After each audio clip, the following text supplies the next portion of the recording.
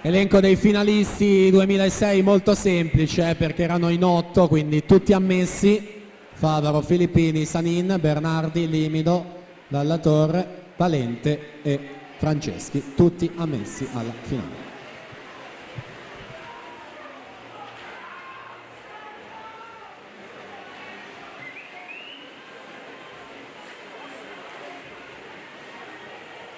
Già pronti al blocco di partenza per la seconda batteria: Lorenzo Micheletto in corsia 1, Matteo Unerotto alla 2, Jacopo Nicolò Formentin alla 3, Maurizio Soccalli in 4, Giovanni Candeo in 5, Alessandro Gadani in 6, Alessandro Coan in 7.